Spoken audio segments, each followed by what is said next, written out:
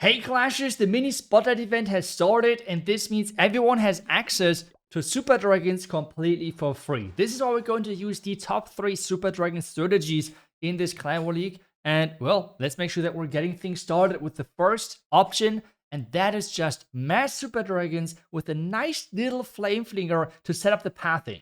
And for the Flame Flinger, you're not talking about getting crazy value, it is just all about taking down a few buildings at the corner of the base. For example, for this one, it already is enough to take down the Arch Tower, the Cannon, and the Air Defense. After that, there is going to be the Ground Expo, so the Flinger is going to go down, but the value we have with that setup already is totally fine. Because the next thing for us, we're going to have then the Arch Queen at the top corner, and then the Super Dragons just from the top left side, and that should make it work and make it possible. With that being said, the army is ready, we are set. So let's dive in with attacking and using the attack button, just like... Did I miss anything?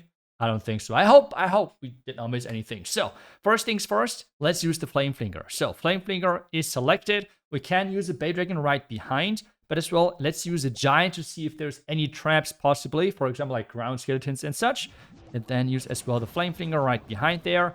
The Giant is here to as well pop Tessa, for example. If you're wondering, you can wait for roughly like maybe 1 minute, but after that you should stop for sure, otherwise you're going to run into time issues. But typically Super Dragons are somewhat quick, so you can take those 30 to maybe 60 seconds for sure to get that pathing and funneling set. And for us, we can use as well the Bay Dragon to push our troops even further into the right direction. So the Bay Dragon, okay, I guess someone expected maybe a Warden charge, and that's why it's just to the test on this time around. I guess someone would try to snipe like Sneezy, maybe from the Warden or something. That would be my prediction. And we now need to snipe one of those bottom sweepers here.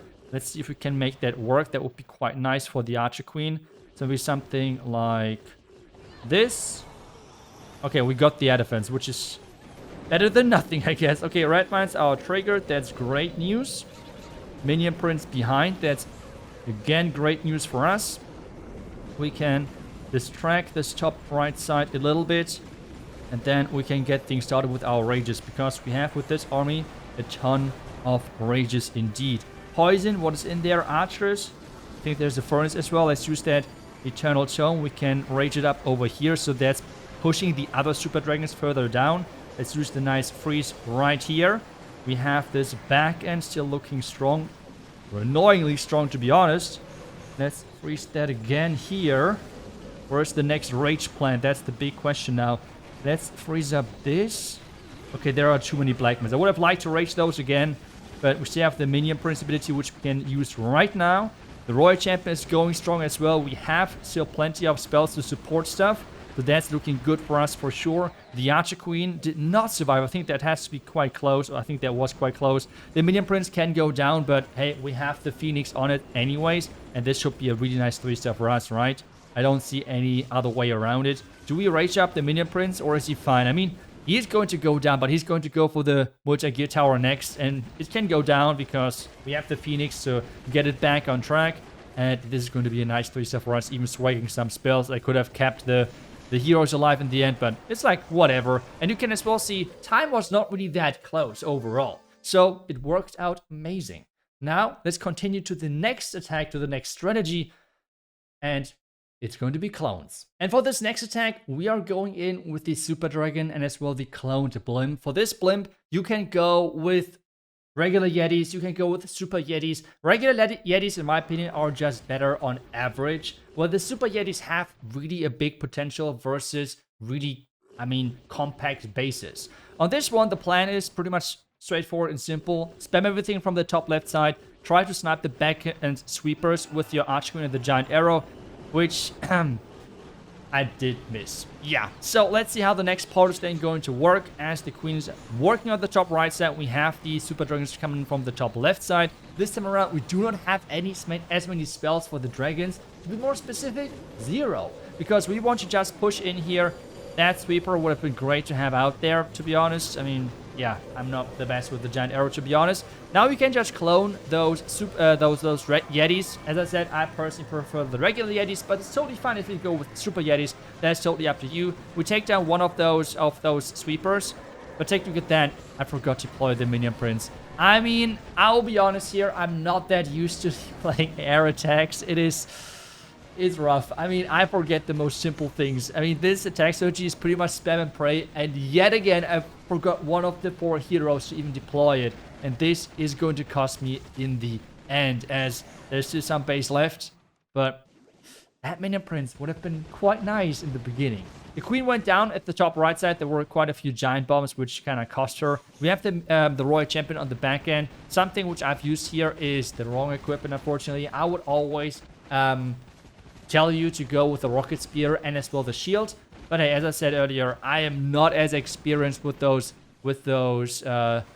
dragons, or I have not really done them in the past too much. So this is where I would just tell you guys, go with the, for sure, go with the shield and deploy the minion prince. Then you're going to 3-star this one as well. For me, this one is unfortunately running low, or like running short of getting a 3-star. It is close, even though we nearly swagged that minion prince with like not even deploying it.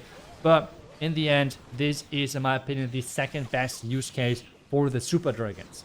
But the best use case, that is, and that should be no big surprise, with the invisible royal champion charge. And I think that's exactly something we should take a look at right now. Let's dive in.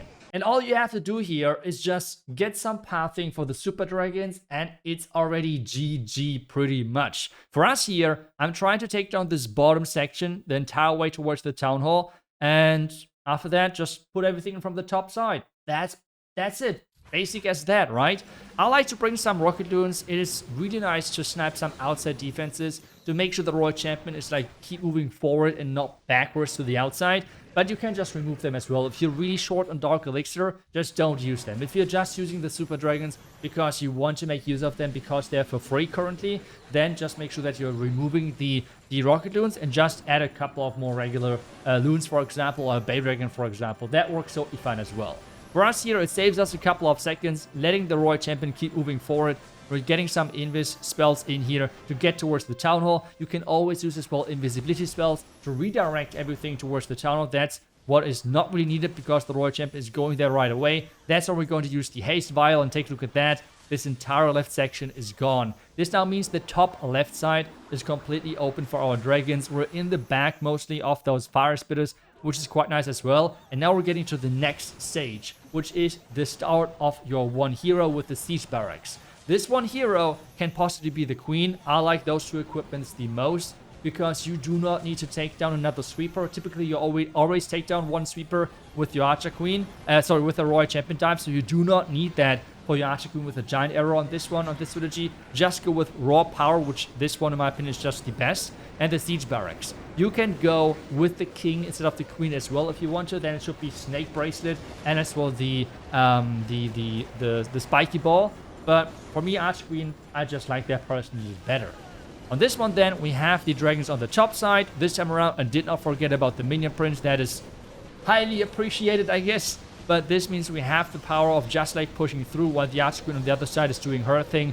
As soon as there is no air defense close by, you can just pop the ability, because both things you're spawning, the giant and as well the healer puppet, they're permanent, which means the giant and as well the healers are staying on the field and are just going to fight with the archer queen. And take a look at that. The healing on the queen is just crazy, because both of those equipments are actually having passive healings, which means even without having healers on your queen, she's like healing for like something like 70 to 80 health per second just with those equipments. Then having healers on top, your queen is, as long as she's going up not like into 1000 heroes or something, she is really tanky and can really push all the way. And you can see it clearly here. Really nice 3-star for us. Really nice overkill. And that's why this is the best option. So again, just to make sure that everyone understands, this is the number 1 Super Dragon strategy with the Invisible Royal Champion short. The number 2, even though we have failed, is the Yeti or Super Yeti cloned blimp.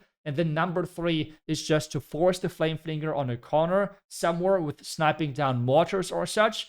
Just get that in there. And then the other corner with the Archer Queen and the Giant Arrow. And then just brute force your way through the base with this Super Dragons and a ton of rages. Those are the top 3 options on how you can use the Super Dragon during the mini event. And that's it for today's video. Thank you so much for watching. I will see you guys back tomorrow with the next Clash video. Until then, see ya and bye-bye.